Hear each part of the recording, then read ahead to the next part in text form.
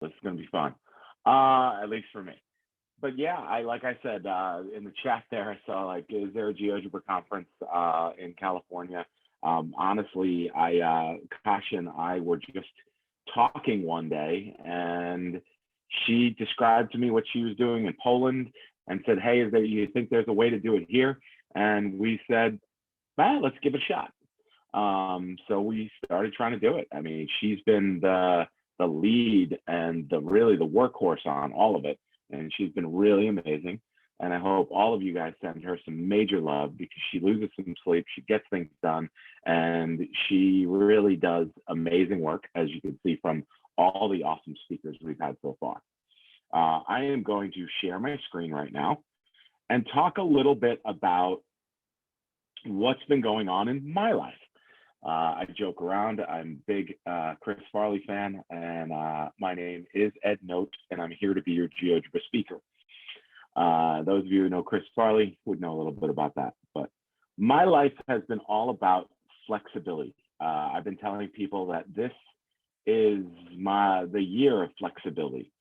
And one of the things that I've been very, very much so just flexible on is what I'm doing. My boss has asked me to do something, and I'm like, all right, I'm flexible, let's get it done. And with that being said, in the classroom right now, most of us are feeling like doing double duty almost. I know here in Florida, I don't know about how everybody else has been doing or what everybody else has been doing. I know how most people are doing. They're worried. They're trying to get things done, and they're overworked. So what I'd like to do is show some just ways I've been using GeoGebra in the classroom in the quick, meaning we're teachers, you're just learning this. How can I get started? How can I get moving with this? Where can I begin? That's really what a lot of people ask me often. And so I want to show you some quick and easy ways to get started with GeoGebra, just getting yourself moving with it. So one place that I've had to do is, how do I interact with my students in class and interact with my students at home? Because that's what we have to do. We have part of our kids in class, we have part of our kids at home. And the way we do that is, for me, has been life-saving, is Geogebra Classrooms. You've heard a lot of people share on it. And I'm going to show you just how I quickly set up a do now in Geogebra Classroom. And right now I have this profile going. This is not my usual Geogebra profile. This is my kind of backup profile. And I use this for demos. I use this for demos with my students. I use this for demos with others. Like Tim had shown earlier, he's like, well, this isn't my other profile that has all the stuff. This is my one I use for class. This isn't my one I use for class. This is one I use for quick demo. But I have one that I'm going to end up probably with three. The one I have now, this one, and a third one that I'm going to be creating like Tim did, because he gave me that idea. So one of the things I have to do in here is create a folder organization. So in your profile, when you first get started, you want to think about the classes you're teaching. So I teach geometry, pre-algebra, and algebra. So I would just create a folder and call it, Algebra 1. And then in this folder, Algebra 1, I might put in and open up this folder and say each chapter or each topic or whatever's comfortable for you in how you're going to organize this. For example, in my geometry folder here, I created a folder that was transformations. And in this folder, I have some transformations. I have some notes. I have a demo that I'm going to show you that I do now. I've got 4 little files. Now, when I get started as a teacher, I went in and I searched stuff. Tim has amazing things on transformations, but how do I set them up? So one of the goals that I did from stealing from everybody I see and everybody I look at using these files is, when I am on an interactive worksheet, my goal in putting it together is to have a file and then a couple of questions, not too many after it. Like this one here has 1, 2, 3, 4, 5, 6 questions. 6 is my max. If I have more than, because when you're working with these, you don't want to be down and then back up, and then down and then back up. It's very difficult for students to keep going back and forth and back and forth. So my goal is for the kids to have the first 1, 2 questions that they answer with the worksheet, and then maybe the third question, my goal is for them to feel that frustration of going back and forth and actually try to answer it without the worksheet, and then go up and check their work. The way I did this in creating this worksheet was I found it.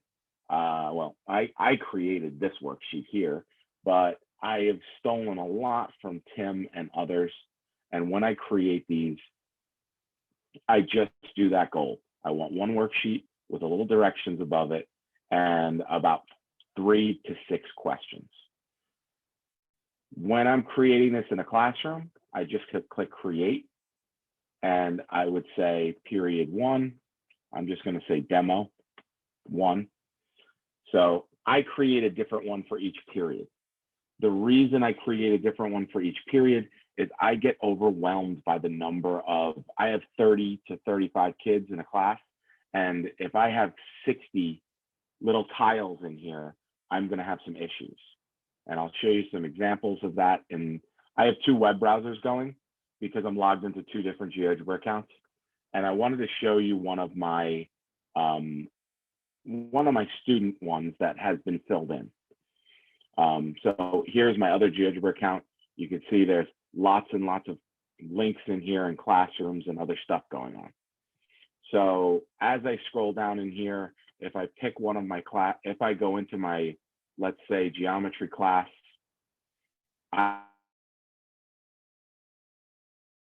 notes and do nows. My do nows are what I end up making classes out of. And I have some class activities in here.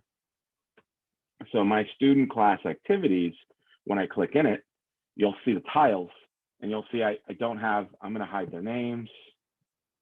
You can hide student names just by clicking hide names. And now you'll see student 1, 2, 3. But when I scroll down in here, I can see the student's work, and I can see that there's not much on this task as it loads. I don't have a lot of things going on one worksheet, but I can see all of my students as they're working. I can then go into the tasks and see an individual task and see every kid's work on this one task. So as you're working with your students, you have 2 ways of viewing. I have the class overview, which I can see. Notice one of the things I really enjoyed was, notice this student has 3 out of 3 done and this bar complete, but is on task 1. So currently is looking at task 1, but has completed or looked at all 3 tasks. So I can click into this student and I can see if they just went on each task or they actually completed each task. And when I do this, I have a spreadsheet similar to what Samantha was sharing, is during class, as I'm seeing kids do this, I have a spreadsheet on my other computer. I have another computer, which I should turn off my background. I want to turn off my background. I'm not sure how to do now in this grid view. I'm going to go back here. All right, I'm going to have to stop sharing screen in a moment and I'll turn off my background. But I have 2 computers going. So as I'm working with my students, I typically have 2 computers going. One computer, I'm sharing my screen. And in the other computer, I have this view of my students and I could see them working. And I can call out a name and be like, hey, this person online, hey, what's going on? So I don't have to be circulating my classroom in order to see what every kid is doing. And I can judge and go, okay, this kid got all the bars closed in like 2 seconds, but is now on task, is on task 3. That was pretty quick. Nobody's even there. And I can have that talk and I can call on students and then I will share my screen at a time that I want them to talk. Okay. So that being said, what's a quick way I could set up a classroom? You just saw one of my classrooms that was made, and I could tell you I made that classroom in a few seconds. I don't always have to have these complicated classrooms with a GeoGebra file in it and with all of this going on a worksheet. I can have a simple classroom that's for a teacher who's getting started. So the first thing is you create your account. Make sure you've created your account, and when you're creating your account, associate it with an email and have your students do the same. Most of you have created a GeoGebra account. So when you sign in, when you have students, I'm going to sign out really fast and just show you what I mean by this. Let's see. I'm going to sign out of my account and I'm going to click sign in. What I mean by associate it with an email is you have Google up here. When you're signing in, you can create an account. And when you're creating an account, you could click any one of these and associate.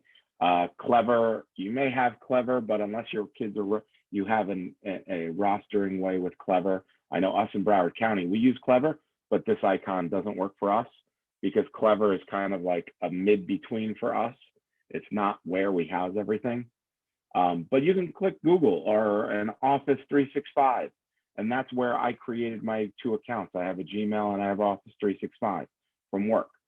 And have your students do these rather than fill all this out. But it's whatever you're comfortable with. I have my students just click one of these. And then the reason for that is when you sign in, as I'm signing in, I just have to click Office 365. And since I'm already logged into my Office 365, it'll just take me right into my account. And notice I'm now signed in. And so I tell my kids to do that as well. So instead of having to go and type in a sign in, a new one, and remember a new one, use an old one. Use something you already know. But as I'm in here and I'm working, did this just create me a new one? I hope this didn't just create me a new. Oh no, I'm not signed in. So I'm going to sign into my account again. I'm going to click Other because I use Office 365 for this one. And I'm going to sign in. And now I'll be back to my account. And so today we're going to create a quick do now for the students. I'm going to hit Create and I'm going to select Activity. And so the first thing I do is create an activity. I'm going to write do now and today's date. Just whatever you want to put as a title. You can put the topic, I just put the date for right now. And then for those who are beginning, who are like, well, how do I create an applet? How do I do this? How do I search and even know which applets? Well, as you're getting used to GeoGebra, this Notes has been amazing for me. I just click Geogebra Notes and I go, okay, so I have all of these wonderful tools in Geogebra Notes, but the cool thing is I have some questions that I took pictures of right before we began. So I'm going to click this clipboard, this paper clip, and I'm going to click Image. And right on my desktop, I have some images. And so I'm going to drop an image right in here. And now that it's in here, I'm going to fix it. So what I mean by that is I want it fixed to the background so my kids aren't moving it around or anything. And I'm going to just fix it to the background by you click on the image, you click these three dots, and you click Fix. So I started and I was like, well, how do I start using GeoGebra and creating activities? Well, for my warm-ups, I like to just give 3 questions. Well, here you go. You already have the questions, you have a book, you have a PDF, take a screenshot, stick it in, or if you want to, you can do text and type the question in. And I'm going to click Done. Now in here, I can take this window. This window is default set to a nice size if your kids are using phones, tablets, other things. But if you are not, if you're just using whatever you're using, you can actually take the edge of this. And if you move your mouse, notice I move my mouse close to the edge and I can create a bigger workspace. So if it's a question that I'm like, all right, I want my kids to write a bunch or be able to write stuff, there it is. I have a bigger workspace. And I hit done. There's my question number one. I'm going to just add another element, add in another question with another screenshot I took,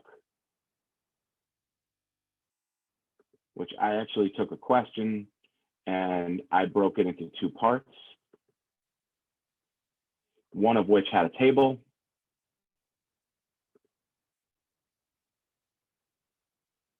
And the next part of this question up here, so I'm going to say part one,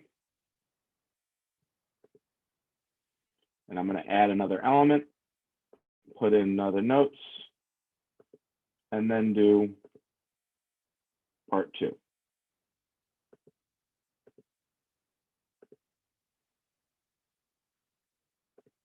I think I have a part two in here. Maybe I messed up my screenshot. I did mess up my screenshot. Okay, so part two for this question was create a graph. So I could put in the graph. I think, yeah, I could put in the graph. And you can see I could have taken a screenshot of the second part, which is graph the function h. But I don't want that. I want to just put a graph in the whole background. And so the way you can put it, use notes and put in a graph is this little cogwheel. I call it a cogwheel. You might call it something else. You can call it a sprocket if you're, whatever you call it. But we have here ruling, background color, and setting. So I can click, and then all of a sudden this wonderful pop-up comes in. And I can put in any type of ruling I want on this whiteboard. So I'm going to put in my ruling of my grid. I'm going to put in an axis for the x-axis and an axis for the y-axis. So that's what's here. And then I'm going to close this window. So now I have a grid. I click done. And up here, I can just say, graph the function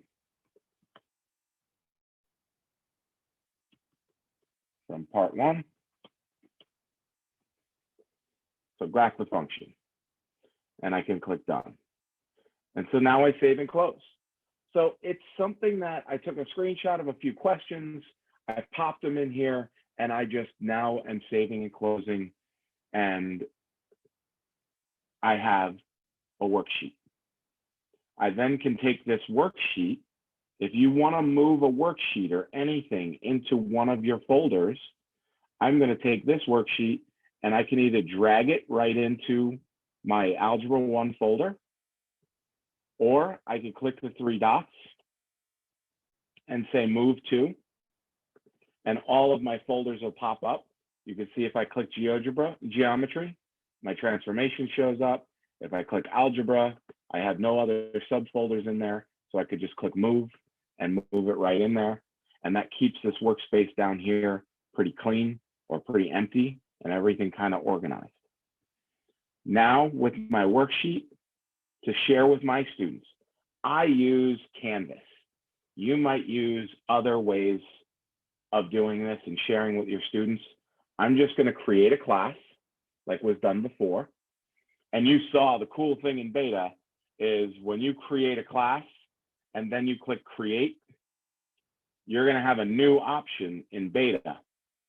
So in the beta format, if I go with this same worksheet or with any worksheet in the beta, which beta is not a place for everybody to go, and not everybody to go like, oh no, I want to go to beta now.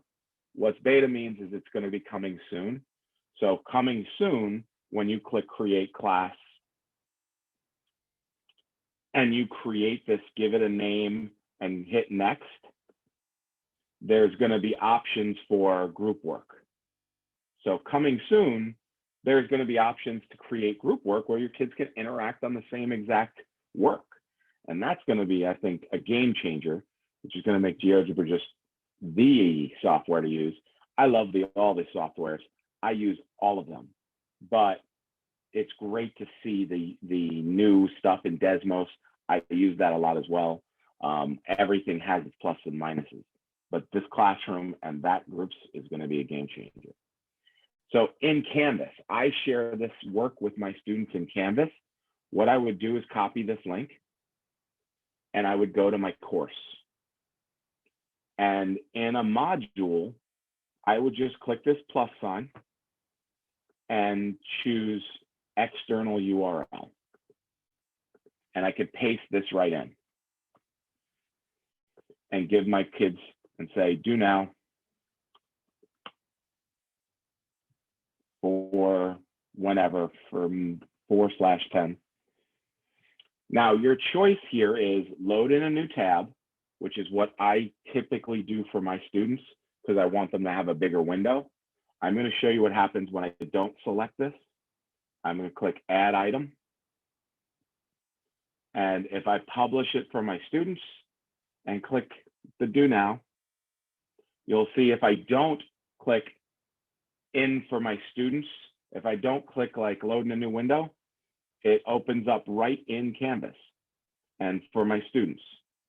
Now, your students can click start, can enter a name and click start. I'd say for a beginner, if you want to do that, go for it. But if you start and get all your kids, take an opportunity to get all your kids to sign in. When they click sign in, I'm going to use my Gmail account when I sign in. When they click sign in, well, Gmail, that was not supposed to happen. But these type of errors is why I like to jump into its own window, that and being a larger screen. But if my students click sign in, what they can do is go back and see their work. So for instance, if they are signed in and they get kicked off the worksheet, which I've had happen for me. If the students get kicked off the worksheet because the internet went out or something happened, they have to start over. And you're going to have two worksheets in your class with the same name. But if they don't, let me go back to modules here. If they do sign in and you have them all create a sign in, when the kids click on the worksheet, they'll sign in. And then the next time they go back, if they sign in again, it'll take them right to their work, wherever they left off, however they were doing it. So I put these in, and I'm going to show you in my other class, one of the reasons why it's nice to get started with whiteboards. One, it was that quick. I just put some screenshots in with a couple of whiteboards, and it was quick to make a do now. Planning time, I know, is tough for teachers. But the next thing that's nice about it in a whiteboard was the way my students, and this was surprising to me, the way my students answered questions. So when I go into my profile, again, this is the one I used in class. That's why it's on a different browser. If I choose one of my geometry classes, I believe might have been my algebra class, actually, that might have done it most often. So I'm going to actually go to algebra. If I go into my algebra class and I go to one of my do nows. So as I scroll down in here, I'm going to go to one of my earlier ones, class activity. You could start to see the kids like to write on it and write on these, and they can do it relatively easily. You can see I had a couple of kids who didn't do their work. When I click in, I'm going to see if I can find one. Should have planned this out before because I knew I wanted to show this. Let me go to my geometry. I think they may have been the one that did it more often.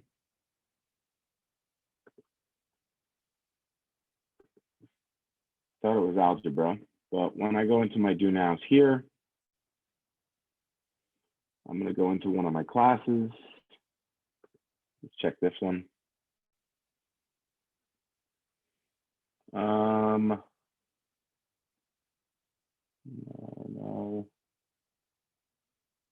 Oh,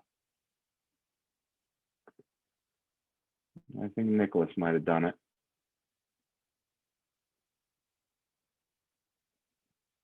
No, here we're just drawing on this one.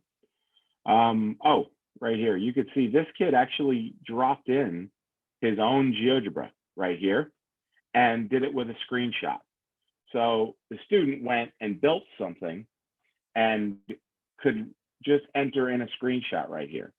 So the way the students would do that is as they're working in here, they can use their camera and take a picture, or they can upload an image. And a bunch of my students, I know I can't find it right now, but I know as I've been grading everything and looking at my students' work, I have a handful of students who just like to write on paper. And they are always taking pictures of their work for the things that they need to take pictures of their work with. And so I just go through these really fast, and I tell my kids, just as they're doing the work, I'm looking on my one computer. That's not my one that I'm sharing my screen with. And I'm watching all the kids do their work, and I have a spreadsheet I'm just checking off.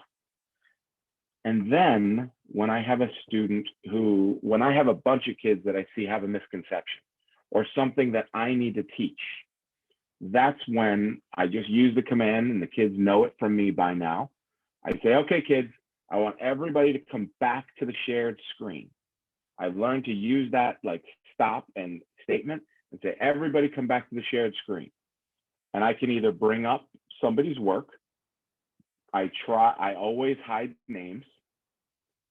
So I'll go back and I'll use that hide names function. I'll also use this pause button. If it's on a do now or a worksheet, I'll hit pause and say, everybody, you paused, come back to the shared screen. And that pause button has everybody come back to the shared screen. And like I said, I'll either bring up somebody's work with that misconception, or I'll have a whiteboard of my own ready. And that I just click on the main homepage of GeoGebra. I just select notes. And I have this whiteboard ready to go. And I'll do an answer, or I'll have the question on this, and I'll answer it right here in the whiteboard.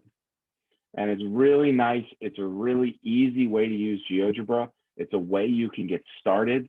And that command of, okay, kids, pause. I love that they put in the pause button because I can pause it. You do that with other softwares as well, like Desmos. I really loved it from there. And I like that they incorporated it here. But I hit the pause button, and I just say, okay, everybody come back to me. And it's because sometimes my kids will mute their computer because they're just getting in the zone and working. I really like the pause button. But everybody come back to the shared screen is something I've had to do as a command. And I just tell everybody, all right, everybody stop working, come back to the shared screen. And that's when I share and I talk with them. And then the other piece that I share with my students, you'll notice in here, I have teacher notes. So using the whiteboard, I just clicked on a whiteboard and opened it. Typically, I'll have work for my students to do. These are all links to different Geogebra classrooms. And I'll say, okay, kids, go in translation, do the translation activity. And I'll be watching that on my computer. And I'll click on today's notes, and it'll open up. This is what it looks like when it says pop when you open to a new tab. But this is a notes that I created. It's right in here and ready to go for my students. And my students have access to it. The reason why I set this up ahead of time, and any worksheets, anything you see in here, notes or worksheets, I'm going to stop there. Notes, worksheets, everything. You can always go to these three dots and click Open in App. If you created it, if you have a copy of it. So if you didn't create it, you can copy the activity and then open in app. But if you didn't create it, you can also open an app. and it'll open in the app, and you can then save it for yourself. And that's what my students do with me. I put these notes in here, and I click open an app, and my students also will go right to those notes, and they'll open an app. And it was really cool to see. And I'm going to show you some images that my students started doing that. I didn't ask them to. I didn't say, okay, kids, open it in your own app, have it there. I didn't tell my kids they needed to start using the notes. They started using notes. They started using it on their own. And it was really cool to have happen. And I'll show you some images of that in a moment. But for Geogebra Notes, I have a inner write pad. You can have whatever you use to write with. You can use your board, however you do it. But when I'm on here and I'm working, I open in the app and I can start writing and just start saying, okay, this, you'll notice I didn't let it load fully, or my pen load fully. I'm just going to hit undo. But in here, I have the pen tool. I can also, without, let me move this. Okay, I have all these different tools. I have the pen tool, the erase tool. I also have some shapes that are made in here, but I can work with this, take notes, and say whatever it is. I even dropped an app in here, and I'm going to show you how I did that. But I dropped an app in here that I can, when I'm on the select tool, I can actually manipulate this app.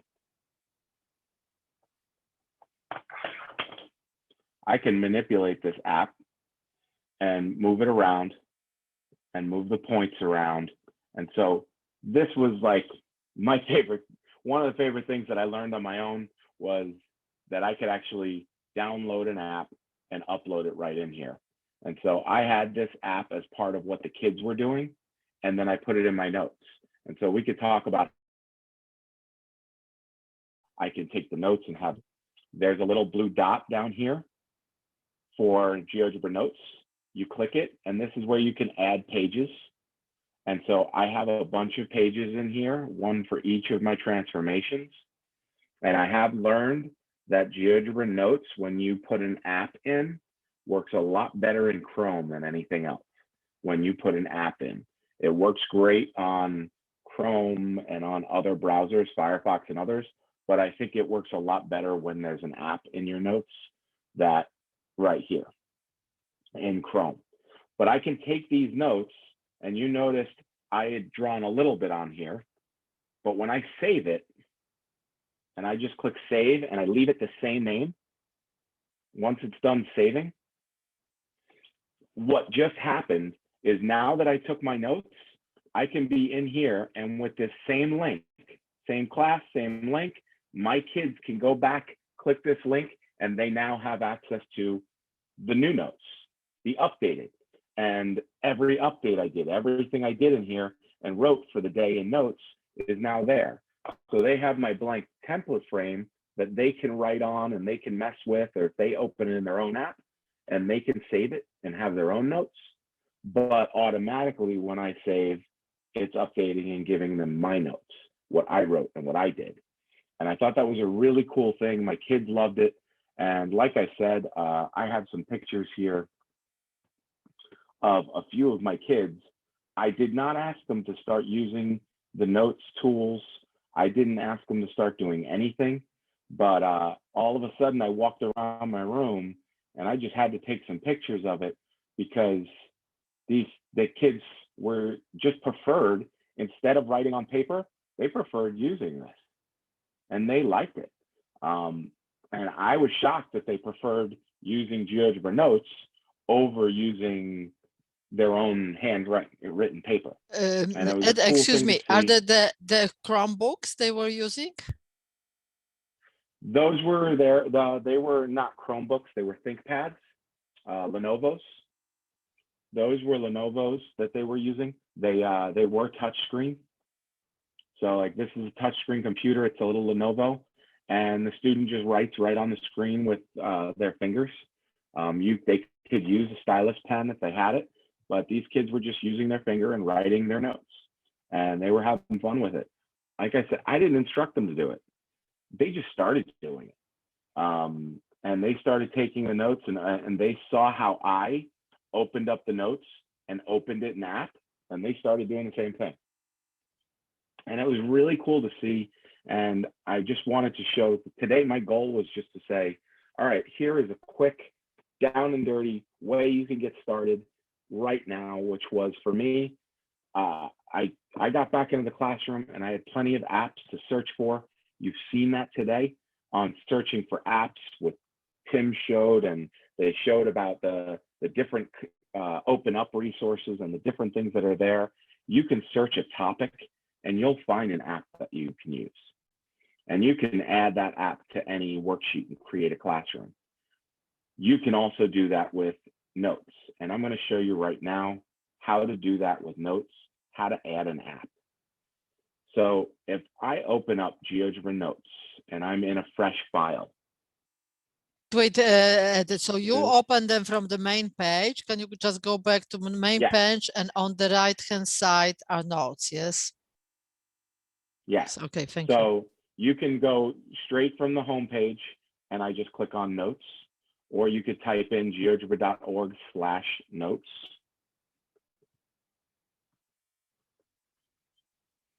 And it'll come up. So /note, it'll be there. This top bar is. But you have to be logged in to your account. Yes, you have to be logged in. In. You don't have to be logged in to open Notes, but you do have to be logged in to save your notes. Does that make sense? Yes, that makes sense. Thank you. Okay.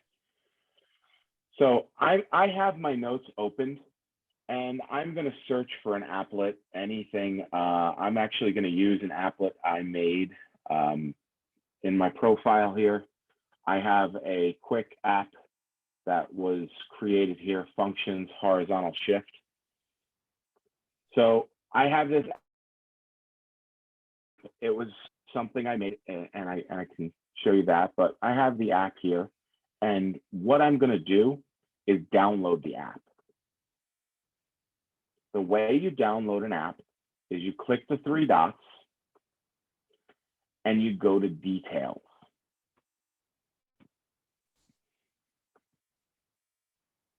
Once I go to details, I'll see the choice download. I can click agree. And the file you're just going to want is the one that's the GGB file. I'm going to click download.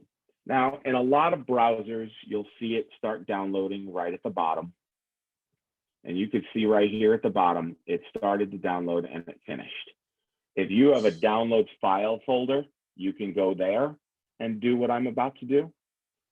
But when I'm in my notes, all I have to do is click and drag the file right into my notes and drop it.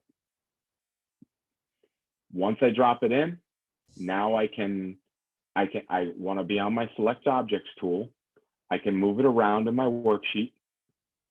I can resize it.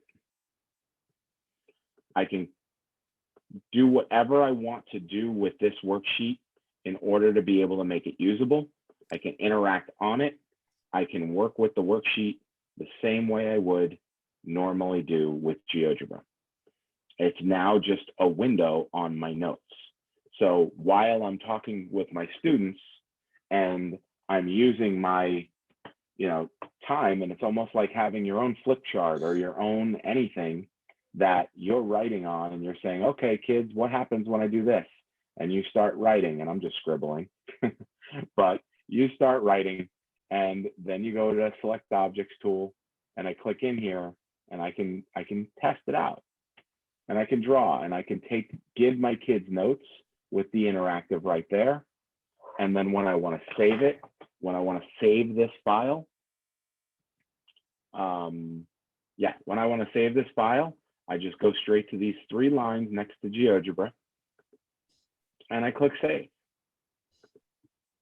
And this will save, if I'm signed in, this will save right to my profile. So that'll save right to my profile, and I click save. Once it's saved, I can go to my profile in GeoGebra. So I'll go to the GeoGebra homepage and I can select my profile. And now I have this activity that if I want to share it with my students, the notes, or like I want to share this pre-part of the notes, or whether it's finished, or however I'm doing it, I just click the 3 dots and I click share. This will give me a link.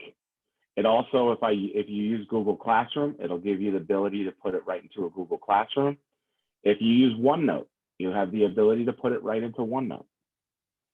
And that's the nice part about these. It does work with a few. I'm just going to copy the link because I use this. I use in here Canvas, and I'm going to go to modules. Sorry, I clicked that. I'm going to go to modules. I know I'm just about out of time, or I am out of time. And again, I'm just going to add this with an external URL and put in my notes, however you want to do it. And again, I like to load in a new tab and add the item. And now they have access straight to the notes by clicking that. One other thing I wanted to show you is in OneNote. In OneNote, which you can add OneNote to Teams. I know that. If those of you who use Teams in OneNote, you can actually embed a GeoGebra file into OneNote just by using the URL. Like this one here, that's translation. No, that's a class. It has to be a file. So I'm going to go to this activity here. If I have this activity and I want to put it into OneNote, I can copy the link. I just copy this link up here. And I start typing in demo, directions you're going to type into your OneNote file. And I paste the link. You give it a few seconds, and all of a sudden right there is the GeoGebra file. And I can share this OneNote with my students, and they can interact with the GeoGebra file, or they can click the link and it'll take them right to the GeoGebra page with that file on it. So they can interact here, or they can interact there. So this is a way you could actually use OneNote and Teams using this, using GeoGebra. So that was a lot. I know, I hope I added some value there. I know that using Teams, using all of this stuff, using this in the classroom for me, like I said, I get thrown into different classrooms all the time right now. Luckily, I've been stable in one class the last couple of weeks, but I have been in a preschool class. I've been in a high school geometry, high school stats, high school this. Now I'm in a middle school, and I don't know where I'll be every time. And so well, thank you so much, Ed. Yes, thank you so much. To use this. Yes, thank you so much. We talk about it, what Ed can talk about. And when he told me about his life now, he was for many years, he was a teacher, then he was an instructor. Can I say it? What was your position before the pandemic? Yeah, I was a teacher, professional developer. Yes. I was working with teachers and all around Broward County at different schools. And I just used this. I taught them how to use all different stuff. Yes, and now you were brought back to school in the hardest probably classes where the teacher were gone or sick or something, and you just come back and you were using. Thank you so much for sharing. Thank you, appreciate. This is what you showed.